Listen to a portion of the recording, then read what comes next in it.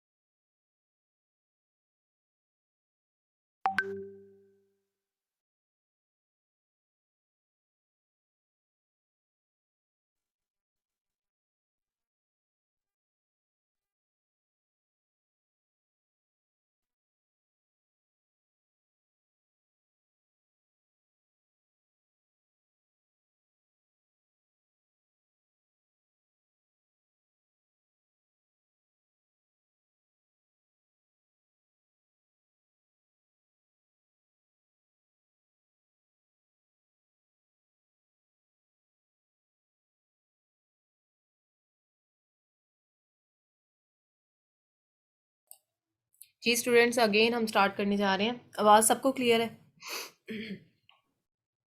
Yes ma'am. Okay जी, again मैं आपको दोबारा से बता देती हूँ। आज हमारा टॉपिक है कंटेंट राइटिंग, जिससे पहले हमने कीवर्ड रिसर्च की है और इसके बाद कीवर्ड रिसर्च हमने इसलिए की है क्योंकि अपनी कंटेंट राइटिंग में हमने जगह जगह कीवर्ड वही ऐड करके अपनी लिस्टिंग को वेल ऑप्टिमाइज करके, तो इस लिस्टिंग के थ्रू हमने अपनी प्रोडक्ट को रैंक करना होता है। ठीक है, अभी मैं एग्जांपल के तौर पर थोड़ा आगे जाके तो आपको सारी डिटेल में बताती हूँ कि हमने किस तरह से ऑप्टिमाइज़ करना होता है। अंडरस्टैंडिंग इसकी यही है कि कंटेंट राइटिंग बेसिकली हमने इसलिए करनी होती है कि हमारी प्रोडक्ट का जो पेज होता है ना, जिस पे हमने अपनी प्रोडक्ट का इमेज लगाया होता है, टाइटल होता है, बुलेट पॉइंट्स होते हैं, डिस्क्रिप्शन होता है, जो कि आइसक्रीम स्कूप की एग्जांपल दे के मैंने बताया भी आपको, वो हमारी प्रोडक्ट का लिस्टिंग पेज होता है। और उस पे हमने ना उसको इतना वेल ऑप्टिमाइज्ड करना होता है ताकि हम अपनी प्रोडक्ट को जो है ना बेसिकली ऑप्टिमाइज किस तरह से करते हैं, डिफरेंट कीवर्ड्स को ऐड करके, और अपनी लिस्टिंग पेज को वेल ऑप्टिमाइज्ड करते हैं।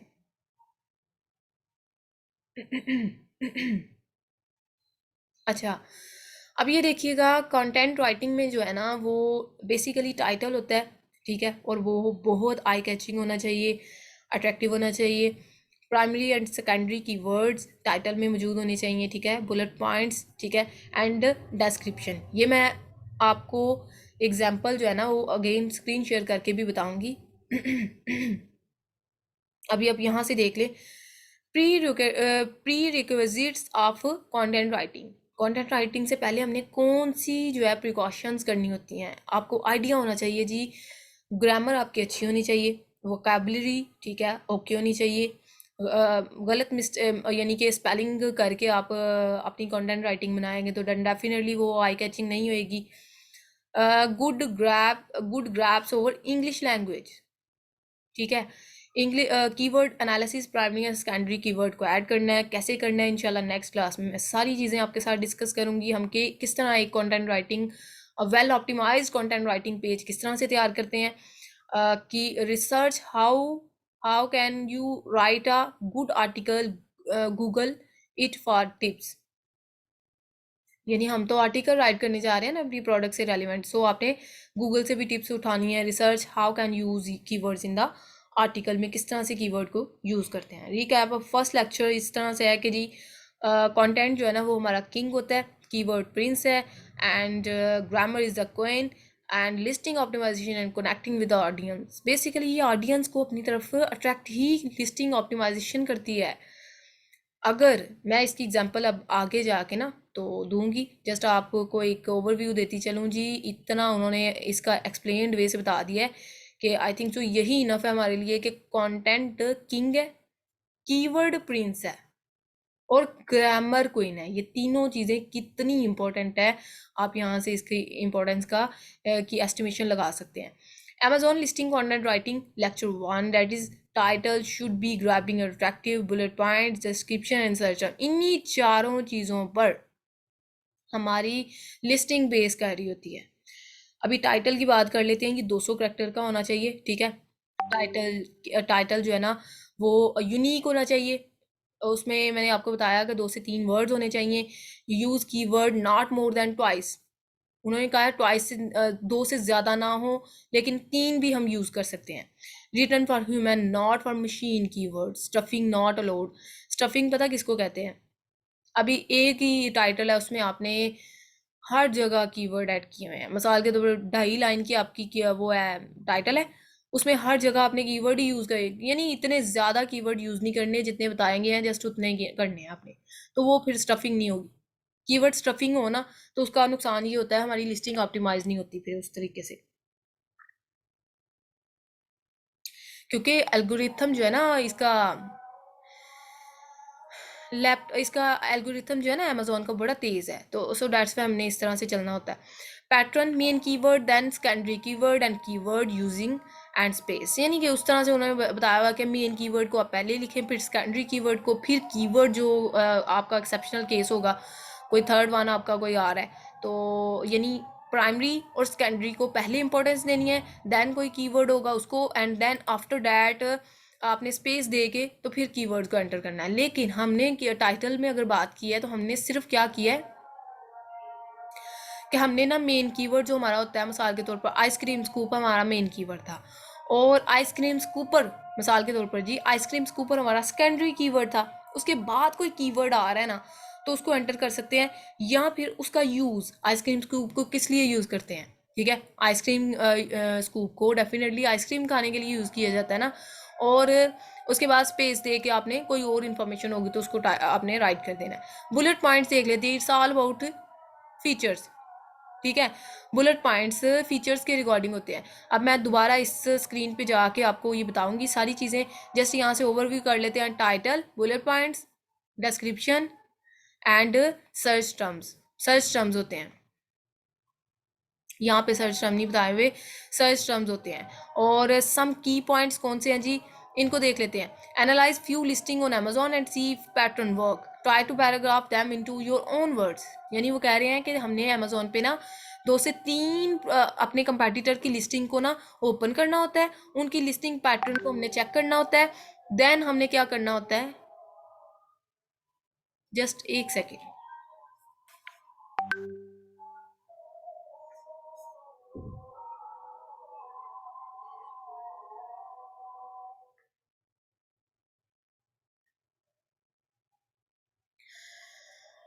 चले जी, हमारी ना नमाज का टाइम होता है इस टाइम पे, सो डेट्स वाई हमें मूव ऑन करना है। मैं ना इस तरह किया करेंगे, हम थोड़ी थोड़ी ना नमाज के लिए तो नहीं, वो टाइम ज़्यादा हो जाएगा, वो फिर आप मैनेज कीजिएगा, क्योंकि मगरिब की नमाज़ आप पहले पढ़ सकते हैं और इशा की नमाज़ तो बाद में किसी भी टाइम आप पढ़ सकते हैं। तो बाकी ये है कि आपने क्या करना है, अजान के टाइम थोड़ा टाइम लिया करेंगे कि हम सुन लिया करें। अच्छा, नेक्स्ट स्टेप क्या है कि हम क्या करेंगे, इनको पैराग्राफ की शक्ल में हमने राइट करना होता है। आफ्टर ये सारी चीज़ें मैं ना प्रैक्टिकल वे से कल के लेक्चर में हम पढ़ेंगे। जस्ट आज का लेक्चर ओवरव्यू है कि लिस्टिंग कंटेंट राइटिंग के बारे में जो टिप्स एंड ट्रिक्स हैं वो बता रहे हैं। आफ्टर री राइटिंग द कंटेंट आपने क्या करना है, इसको चेक भी करना है। ऑनलाइन पे आप ऑनलाइन गूगल के थ्रू चेक कर सकते हैं, यानी कि वहाँ पे प्लेजरिज्म भी आपने देखना है, यहाँ पे कोई प्लेजरिज्म तो नहीं हुआ पड़ा, उसको भी चेक करने के लिए वेबसाइट होती है। या फिर use grammar on grammarly.com, Google पे आपने grammarly.com राइट करके यहाँ से ग्रामर भी चेक कर लेनी है, कोई ग्रामर मिस्टेक तो नहीं आपकी कंटेंट राइटिंग में। ये बड़ी इफेक्टिव होती है, हम पीछे पढ़ के भी आए हैं आई थिंक सो, ग्रामर को उन्होंने क्वीन कहा हुआ है या क्या कहा हुआ है। उसके बाद देखिए जी, सम की पॉइंट्स देख लेते हैं। Simple content writing for Amazon listing, title using keyword, bullet point using keyword and description that's as well using keyword. ये सारी सी बात है कि हमें कीवर्ड इन तीनों में होंगे तो हमारी लिस्टिंग ऑप्टिमाइज होगी, रेदर देन दैट फ़ायदा कोई नहीं है। ए प्लस कंटेंट राइटिंग उन पर्सन को अलो होती है जो बेसिकली ना वो होते हैं पीछे अमेजोन के साथ रजिस्टर्ड होते हैं। ये तो अभी हम स्टार्ट ये नहीं करेंगे, क्योंकि ए प्लस कंटेंट राइटिंग का वैसे ओवरव्यू बता देती हूँ कि ये किन सेलर को अलो होती है जो पीछे रजिस्टर होते हैं अमेजोन पे, उन्होंने अपनी ब्रांड रजिस्ट्री करवाई होती है तो उनको अमेजोन अलो कर दे। तो इसमें आपकी अपनी मर्जी होती है कि आप डिस्क्रिप्शन की तरह ही इंफॉर्मेशन इंकोड करें, या फिर आप यहाँ पे डिफरेंट टाइप की वीडियोज़ ऐड करें, या फिर आप यहाँ पे डिफरेंट टाइप की enhanced and well well beautiful type की पिक्चर्स को अपलोड करें। अच्छा, मैं दोबारा उस पेज पे आती हूँ और मैं अब आपको ना डिटेल्ड वे से टाइटल और बुलेट पॉइंट्स का कॉन्सेप्ट क्लियर करती हूँ।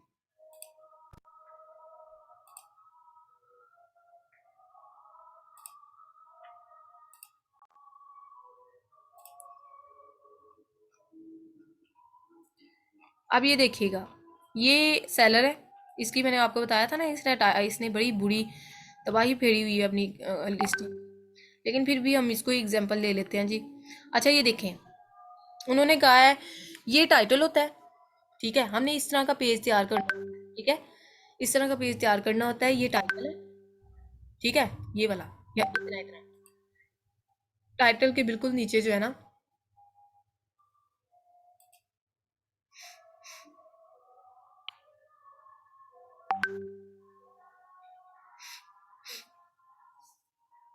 अच्छा ये टाइटल है, ये बुलेट पॉइंट्स हैं, ये आपको जो नज़र आ रहे हैं बुलेट पॉइंट्स हैं। और नीचे हम चले जाते हैं, इसको ना ए प्लस कंटेंट राइटिंग अलो है, ये पीछे से अमेजोन के साथ ना ब्रांड रजिस्ट्री करवा के बैठा है ये सेलर। इसने ना ये देखिए कितनी मज़े की पिक्चर्स ऐड की हुई हैं, ये देखिए, इसके इतने भैड़े किस्म के रिव्यूज थे, बट ये ए प्लस कंटेंट राइटिंग करके बैठा हुआ है। चले जी, अच्छी खासी सेल ले रहा होगा क्योंकि पीपीसी रन करके बैठा है। और ये देखें। अच्छा, प्रोडक्ट इन्फॉर्मेशन, ठीक है। और डिस्क्रिप्शन में उसने ए प्लस कंटेंट राइटिंग यूज़ की हुई है। डिस्क्रिप्शन में हम ए प्लस कंटेंट राइटिंग अगर हमें अलो ना हो तो हम प्रोडक्ट की तमाम, ये देखें प्रोडक्ट डिस्क्रिप्शन, डिस्क्रिप्शन में इसको तो ए प्लस कंटेंट राइटिंग पर भाई अलो थी ना। तो ये तो बड़े मज़े मज़े की पिक्चर्स इसने ऐड की हुई हैं जो कि इसकी इन्हांस्ड लेवल की होंगी, जो इसको मतलब अच्छा खासा बायर अट्रैक्ट हो रहे होंगे इसकी प्रोडक्ट पे। लेकिन ये वैसे अगर ये ना इसने राइट की होती तो फिर यहाँ पर क्या होना था कि हमने ना डिफरेंट तरह की ना इंफॉर्मेशन इंकोड करनी होती है। इसने वैसे पिक्चर्स के थ्रू इंकोड की हुई है, हम ऐसे ही राइट करते हैं, ठीक है। पैराग्राफ बना बना के ना, तो ऐसे ही हम राइट करते हैं। अगर हमें ये अलो ना हो, डेफिनेटली एज अ न्यू हम ब्रांड रजिस्ट्री तो नहीं करवा सकते, वो 9 मंथ के बाद कहीं जाके 1 साल के बाद अलो होती है। लेकिन एज अ बिगनर फिर हम क्या करते हैं, अपनी प्रोडक्ट से तमाम इंफॉर्मेशन को इनकोड कर रहे होते हैं। अच्छा ये देखिएगा, टाइटल की अगर हम बात कर लेना, टाइटल की, तो टाइटल में उन्होंने क्या कहा है कि टाइटल आपका जो है ना वो 200 करेक्टर का होना चाहिए। टाइटल जो है वो यूनिक होना चाहिए। टाइटल जो है ना उसमें कीवर्ड 2 से ज़्यादा दफ़ा ना आए। और इसके अलावा 3 भी आ सकते हैं लेकिन एक्सेप्टेबल है, बट 2 कोशिश करें, ट्वाइस हों, ठीक है। और इसके अलावा नेक्स्ट ऑनवर्ड अगर मूव मूव ऑन करें उस पर, बुलेट पॉइंट्स पे, बुलेट पॉइंट्स ये देखिएगा, 1, 2, 3, 4 एंड 5, इसने भी 5 ही यूज़ किए हुए हैं। लेकिन इसके देखते ही मैंने ओवरव्यू कर लिया, इसने कीवर्ड्स बहुत कम यूज़ किए हुए हैं। सो दैट्स वाई मैं कह रही थी इसकी लिस्टिंग अट्रैक्टिव नहीं है। इसने नो डाउट इतना अच्छा इमेज लगाया हुआ है भाई, नीचे भी इसकी ए प्लस कंटेंट राइटिंग है, बट जब आपकी पता नहीं पीपीसी पे कितना खर्चा बेचारा उठा रहा होगा, इतना नहीं कि मैं अपनी लिस्टिंग को ऑप्टिमाइज़ कर लूँ। चलें जी, हमने तो भाई लिस्टिंग की बेस पे हमने करना है ना। कोशिश ट्राई हमारी यही होती है, हम लिस्टिंग की बेस पे ही, लिस्टिंग को ऑप्टिमाइज करके ही हम रैंक कर जाएं। अगर ना करें तो देन डेफिनेटली हमें पीपीसी रन करनी पड़ती है। और अगर पीपीसी तो कंपल्सरी है, वो तो हमें करनी ही पड़ती है, लेकिन फिर भी इसका फ़ायदा ये हो जाता है कि एटलीस्ट हमें इतना बजट नहीं आता फिर पीपीसी पे, अगर हमने इस पे मेहनत कर ली हो, जो कि इस सेलर ने इस पे बिल्कुल भी नहीं की हुई। बाकी इस पे अगर हम बात करें बुलेट पॉइंट्स पे, तो बुलेट पॉइंट बेसिकली 5 होते हैं, ठीक है। और ऑलरेडी डिस्कस कर चुके हैं बुलेट पॉइंट्स को जी। बुलेट पॉइंट जो है ना, फर्स्ट जो है वो मटेरियल से रिलेटेड होता है। आपका मटेरियल कैसा है, आपने मतलब कौन कौन सा मटेरियल इसमें यूज़ किया हुआ है उसने, देखें उसने कौन सा किया हुआ है।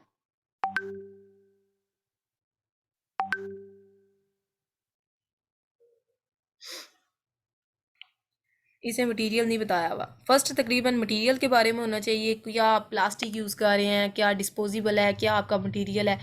उसके बाद आपने क्या करना होता है कि सेकंड फीचर आपकी क्वालिटी को रिप्रेजेंट कर रहा होता है भाई, हमारी क्वालिटी जो है वो बहुत यूनिक क्वालिटी है, हमारी गुड क्वालिटी है। थर्ड जो है वो बेनिफिट को शो कर रहा होता है, ठीक है। आप ये प्रोडक्ट, ये थर्ड में आप ये प्रोडक्ट यूज़ करेंगे तो आपको यानी कि बहुत आप ये देखिए, आप एनर्जी, इसने क्या लिखा हुआ है, इनोवेटिव डिज़ाइन से your time and energy, quality को शो करेगा। एंड इसी तरह हमने क्या करना है कि फोर्थ वन जो है वो हमारा बेनिफिट्स को शो करेगा, ठीक है। फोर्थ वन भी बेनिफिट को शो करेगा। फिफ्थ वन जो है वो हमारा सेफ्टी मैयर को शो कर रहा होता है। आप इस प्रोडक्ट को यूज़ करेंगे, आपको एक्सपीरियंस में बहुत अच्छी रहेगी ये, बेबी के लिए भी आप यानी कि उनके लिए भी सेफ़ रहेगी। और इसके अलावा मतलब डेफिनेटली ये स्कूप है, आगे से शॉप होगी, बेबी के लिए तो नहीं होगी। लेकिन लेट्स सी कि उन्होंने इसके बारे में ना प्रिकॉशंस भी बताए होते हैं, और एज वेल उन्होंने मतलब हमें सेफ्टी मेजर्स बताए होते हैं। कीवर्ड ऑप्टिमाइजेशन जो है ना बहुत नेसेसरी होती है। कीवर्ड ऑप्टिमाइजेशन बेसिकली होती क्या है कि देखिए वो कह रहा है कि प्रोटेक्ट स्कूपिंग एबिलिटी, वो आपकी स्कूपिंग एबिलिटी को ना यानी कि सेव करेगी। और एज वेल जो है ना इसके बारे में, यानी कि ये मैं आपको टेम्पलेट भी प्रोवाइड करूँगी, ये वाला अपना जो हमारे पास कंटेंट राइटिंग की टिप्स एंड ट्रिक्स वाला जो है ना पीडीएफ, ये इंशाल्लाह मैं आपके साथ शेयर करूँगी, उसके मुताबिक ही आपने चलना होता है। अच्छा ये हमने बनानी किस तरह से है, डेफिनेटली इतने शॉप तो कहाँ होते हैं हम कि हम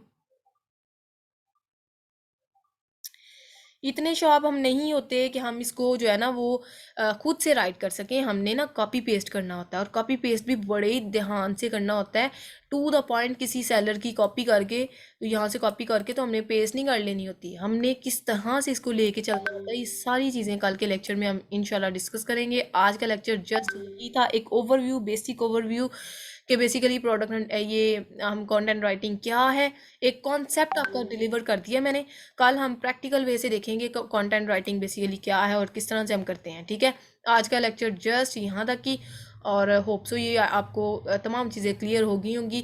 नेक्स्ट जो भी है वो इंशाल्लाह कल करेंगे। आज काफ़ी माशाल्लाह से हमने पढ़ ली है, हमने कंपैरेटिव एनालिसिस भी कर ली, कीवर्ड रिसर्च भी कर ली, एंड एज वेल हमने कंटेंट राइटिंग का बेसिक भी कर लिया। कल प्रैक्टिकल वे से करके ये वाइंड अप कर देंगे। हमारे तीन टॉपिक रिगार्डिंग दिस ट्रेनिंग वो कंप्लीट हो जाएंगे।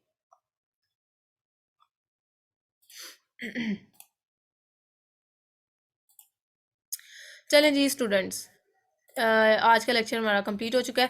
रिकॉर्डिंग इंशाल्लाह आपके साथ शेयर कर दी जाएगी। कोई क्वेश्चन है तो आप कर लीजिएगा। रिकॉर्डिंग आ रही है।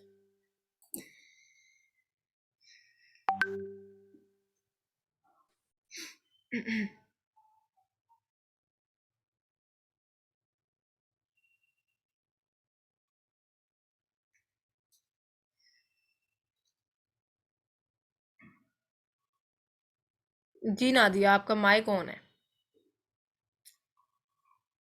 किसी का कोई क्वेश्चन हो रिगार्डिंग दिस तो वो करे।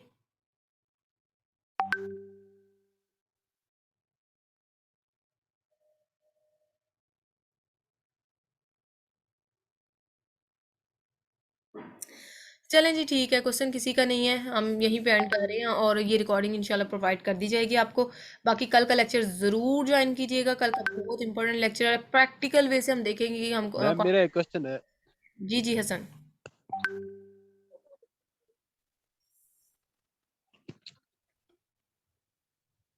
जी अस्सलाम वालेकुम मैम। जी वालेकुम सलाम, आपकी आवाज़ आ रही है हसन। अच्छा मैम, मेरा ये क्वेश्चन है कि जो आपने अमेजोन पे हमसे अकाउंट बनवाया था, उधर कोई पैसे डाल के तो उसका पीपी जो बजट होता है वो हम चेक कर लेंगे, इस चीज़ पे कितना हमें बजट आएगा।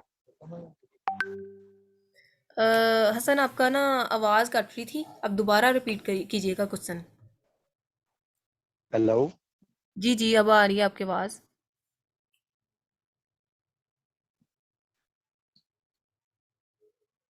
हसन, आपको मेरी आवाज़ नहीं आ रही? हेलो। हसन, आपको आवाज़ नहीं आ रही मेरी? बाकियों को भी नहीं आ रही? मैम आ रही है आपकी आवाज, इनकी थोड़ी सी कट रही है आवाज। ठीक है, उनको मेरी भी नहीं आ रही। हसन, आपको मेरी आवाज़ नहीं आ रही?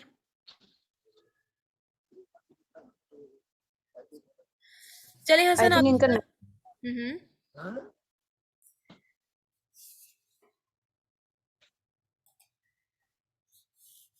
इनका इंटरनेट का काफ़ी मसला है। हसन, आप इस तरह करें कि आप मुझे ना उधर मैसेज कर दें इनबॉक्स पे, तो इंशाल्लाह मैं नेक्स्ट, मेरे बैच 4 की क्लास है, और वो करके तो इंशाल्लाह मैं आपके क्वेरीज ले लूँगी। आप कर दीजिएगा, जब भी मैं फ्री हुई मैं आपको दे आपके क्वेरीज को सॉल्व कर दूँगी। चलें जी भाई स्टूडेंट्स। क्या जी जी हसन, स्टिल वही हेलो। मसला है, बहुत कट के आ रही है आपकी आवाज़, बिल्कुल भी क्लियर नहीं है। मैम नादिया ने मैसेज पे क्वेश्चन पूछा हुआ है।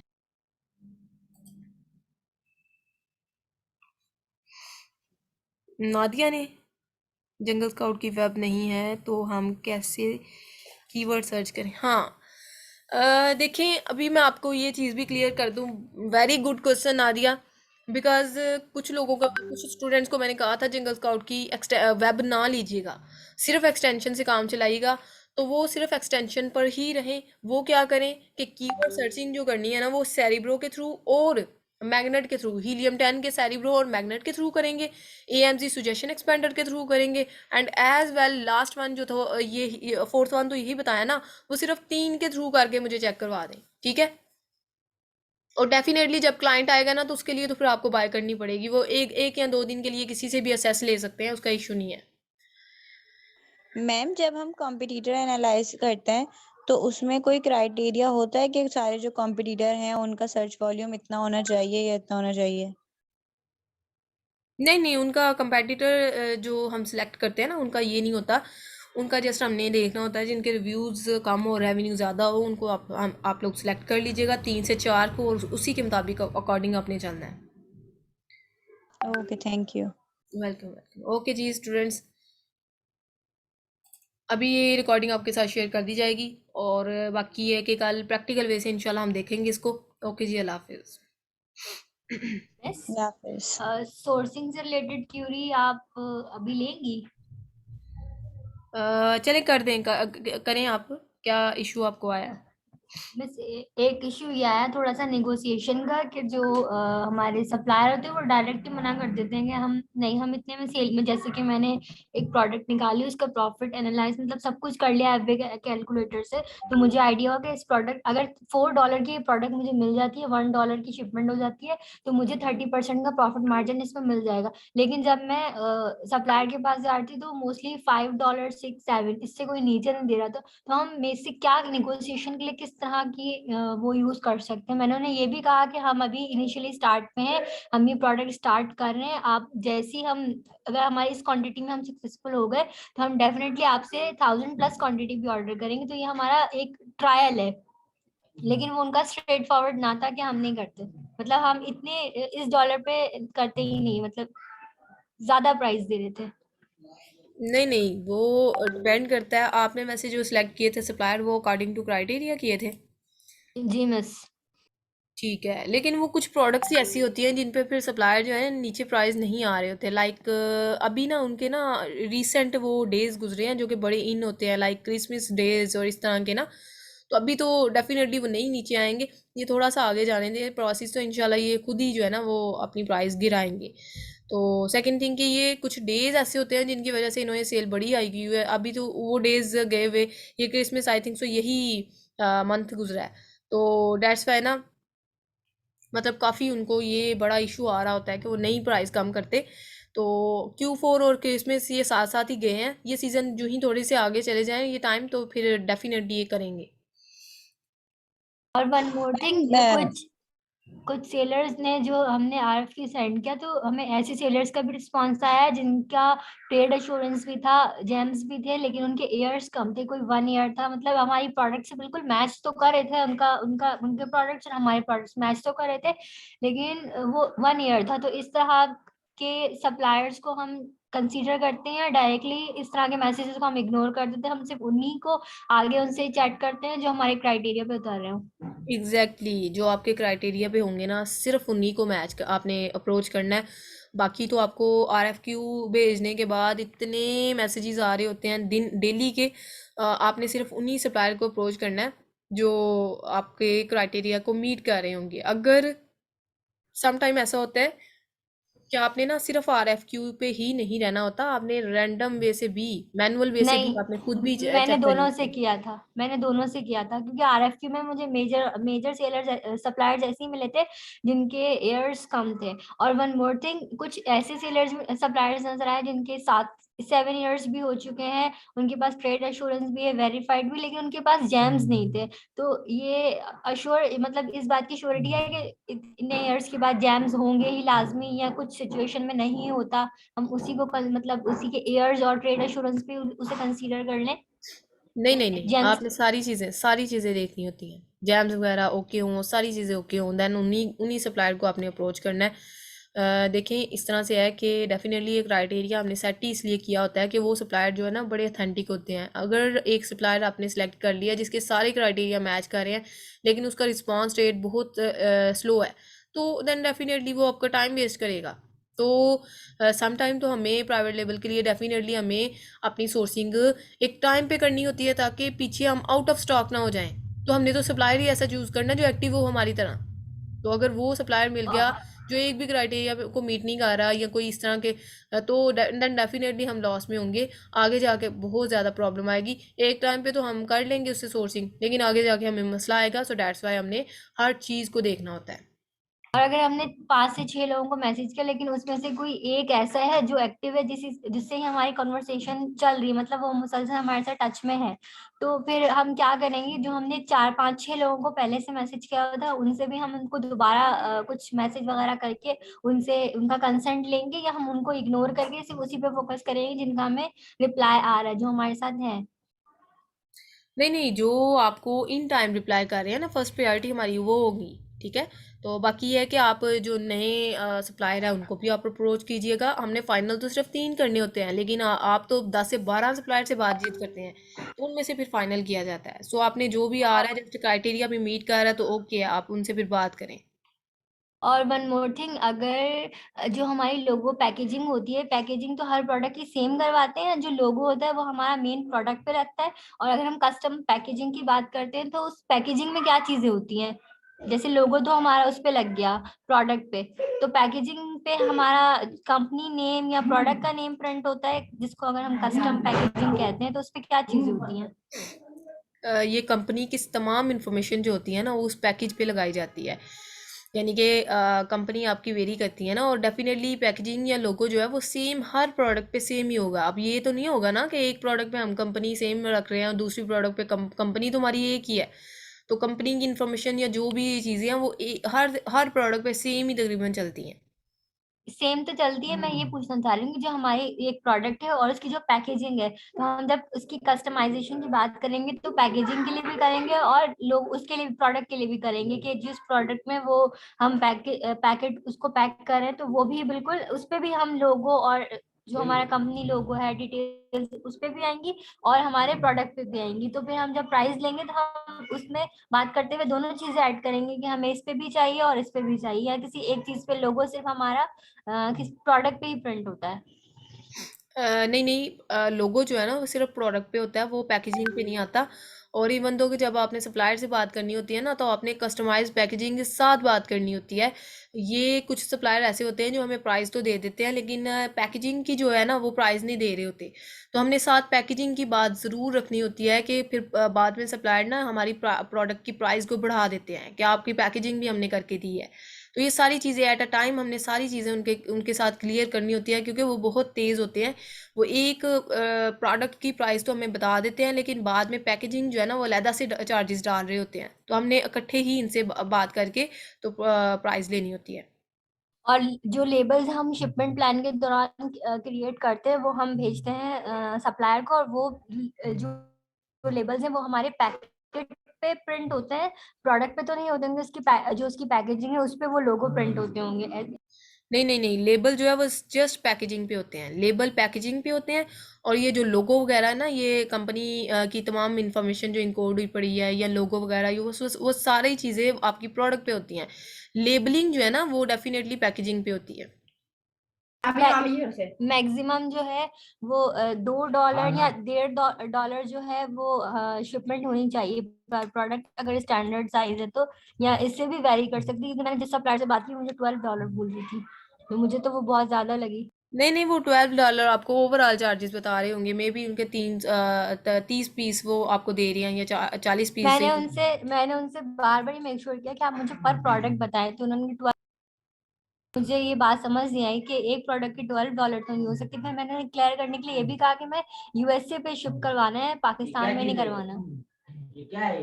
नहीं नहीं, $12 तो फिर पता नहीं किस पॉइंट ऑफ व्यू से उन्होंने इतनी हाई बताई। मुझे तो यही लगता है कि वो अगर ओवरऑल चार्जेस बताए ना, तो वो फिर हमें बताते हैं इसके हिसाब से, पर पीस के नहीं, ओवरऑल पीस जो उन्होंने रखे होते हैं ना उसके हिसाब से बताते हैं। तो आप उनसे क्लैरिटी मैम आपने ये ले जो ली। सप्लायर कभी भी जो है ना एक पीस के आपको पैसे नहीं बताते हैं, वो डायरेक्ट ओवरऑल जो है ना 1000 पीसेस के ही बताते हैं। मैंने काफी कोशिश करी लेकिन उन्होंने मुझे भी नहीं बताया। एग्जैक्टली नहीं नहीं, पर पीस वो कभी भी नहीं बताते। मैं यही आपको क्लियर करना चाह रही हूँ ना, कि उन्होंने ज़रूर आपको ओवरऑल चार्जेस बताए होंगे।